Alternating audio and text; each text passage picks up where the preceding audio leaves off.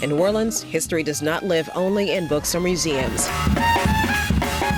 It lives in kitchens, on street corners, in cast iron pots, and sometimes in the sweetness of a fried cake dusted with sugar that's golden, crisp on the outside, soft and fragrant within.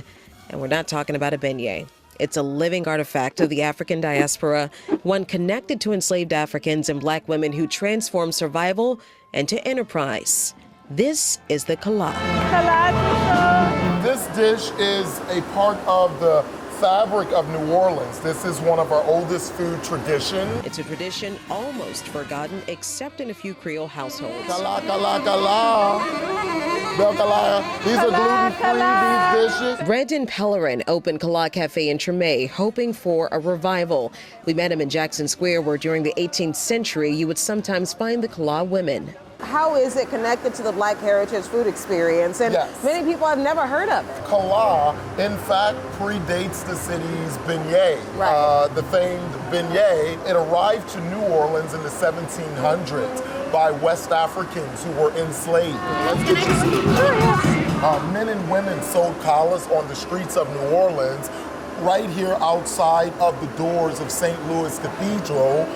The money that they earned from the sales of the dish, they use that funding here to purchase their freedom from Spain. So these are black women entrepreneurs who Yes. are street vendors, and Yes. they would walk around the streets of Jackson Square and the French Quarter, some in Congo Square, right? It was women entrepreneurs of that time. Women simply just in the face of what they were experiencing, Right. they turned inwards to their cultural tradition. New Orleans, welcome to Calas Cafe.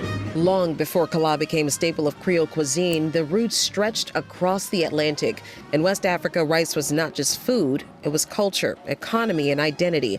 Enslaved Africans brought that knowledge with them to Louisiana, where rice plantations became one of the region's most profitable industries. Now, ironically, the very grain cultivated through forced labor became the foundation of this dish that would later symbolize Black ingenuity and resilience. People like my grandmother and many Creole African families throughout the city of New Orleans, through First Communion, we would celebrate with Calas on Fat Tuesday morning. Right. The Mardi Gras Indians was another way of us preserving the tradition by offering it to the Indians at the top of Mardi Gras morning.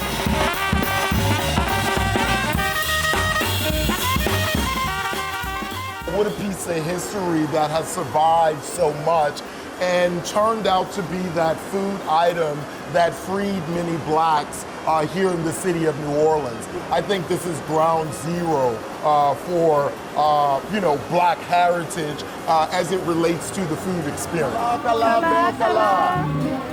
You're welcome.